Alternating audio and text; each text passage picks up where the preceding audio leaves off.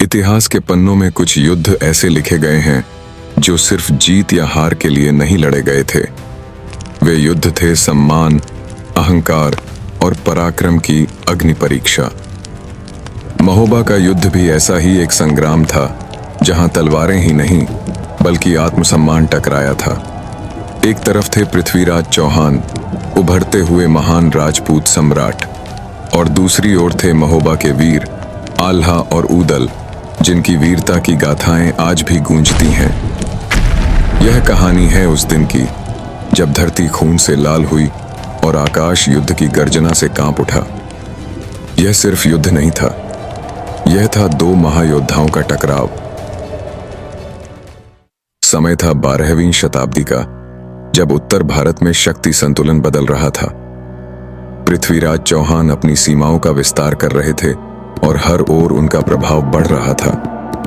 उनकी सेना अनुशासित, तेज और रणनीतिक रूप से मजबूत थी। दूसरी ओर महोबा पर चंदेल शासक परमाल देव का शासन था। उनके दरबार में दो ऐसे योद्धा थे जिनका नाम सुनते ही दुश्मन कांप उठते थे, आल्हा और ऊदल, जो सिर्फ सैनिक नहीं बल्कि महोबा की शान थे। उनकी निष्ठा और साहस ही महोबा की सबसे बड़ी ताकत थी। कहा जाता है कि इस युद्ध की चिंगारी एक अपमान से भड़की थी। राजाओं के बीच प्रतिष्ठा का टकराव धीरे धीरे युद्ध में बदल गया। पृथ्वीराज ने महोबा की शक्ति को चुनौती देने का निर्णय लिया। यह सिर्फ एक राज्य जीतने का अभियान नहीं था, यह था अपनी वीरता और प्रभुत्व को सिद्ध करने का अवसर। महोबा ने भी इस चुनौती को स्वीकार किया। पीछे हटना उनके स्वभाव में नहीं था, और इस तरह एक भयंकर युद्ध की नींव रखी गई। जब पृथ्वीराज की विशाल सेना महोबा की ओर बढ़ी तो धरती कांप उठी। घोड़ों की टापों और तलवारों की चमक ने युद्ध का संकेत दे दिया था। महोबा के किले से आल्हा और ऊदल ने इस आक्रमण को देखा। उनकी आंखों में भय नहीं बल्कि एक ज्वाला थी। उन्होंने अपने राजा और मातृभूमि की रक्षा की शपथ ली। उनके लिए यह युद्ध जीवन और मृत्यु का प्रश्न था, और वे जानते थे कि पीछे हटने का कोई विकल्प नहीं है। युद्ध का दिन आया और दोनों सेनाएं आमने सामने खड़ी थीं। धूल से भरा आकाश और युद्ध के नगाड़ों की गूंज वातावरण को भारी बना रही थी।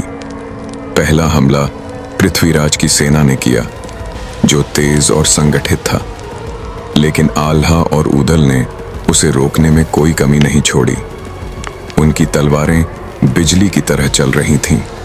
हर वार में गुस्सा, सम्मान और प्रतिशोध झलक रहा था। आल्हा ने रणभूमि में ऐसा पराक्रम दिखाया कि दुश्मन सिहर उठे। उनकी हर चाल सटीक और घातक थी। ऊदल भी अपने भाई के साथ कंधे से कंधा मिलाकर लड़ रहे थे। दोनों भाइयों का समन्वय अद्भुत था। वे एक दूसरे की ताकत थे और एक दूसरे की ढाल भी। उनकी वीरता ने पृथ्वीराज की सेना को कई बार पीछे धकेला, लेकिन युद्ध अभी खत्म नहीं हुआ था। पृथ्वीराज स्वयं भी रणभूमि में उतरे। उनकी उपस्थिति ने युद्ध का रुख बदल दिया। उनकी तलवार का हर वार अनुभव और शक्ति का प्रतीक था।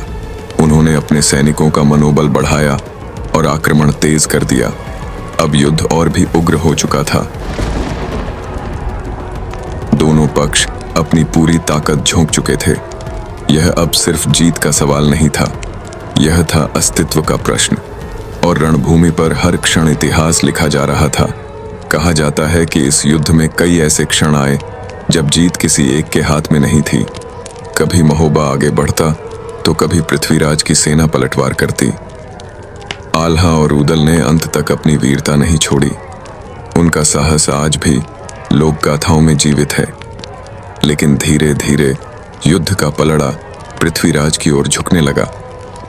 रणनीति और संख्या ने अपना असर दिखाया और अंततः महोबा को झुकना पड़ा। महोबा का यह युद्ध सिर्फ एक जीत या हार की कहानी नहीं है, यह उस सम्मान की कहानी है जिसके लिए योद्धा अपने प्राण दे देते हैं। आल्हा और ऊदल भले ही युद्ध हार गए हों, लेकिन उनकी वीरता अमर हो गई। पृथ्वीराज ने भी इस युद्ध में अपनी शक्ति और नेतृत्व साबित किया।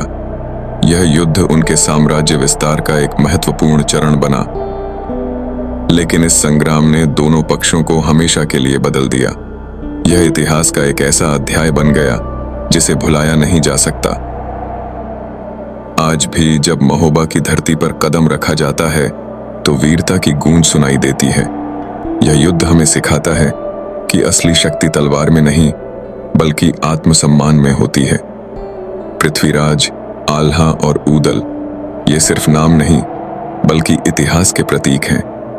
इनकी कहानियां हमें साहस, निष्ठा और बलिदान का अर्थ समझाती हैं। महोबा का युद्ध हमें याद दिलाता है कि वीरता कभी व्यर्थ नहीं जाती और जो अपने सम्मान के लिए लड़ते हैं वे कभी हारते नहीं, वे अमर हो जाते हैं।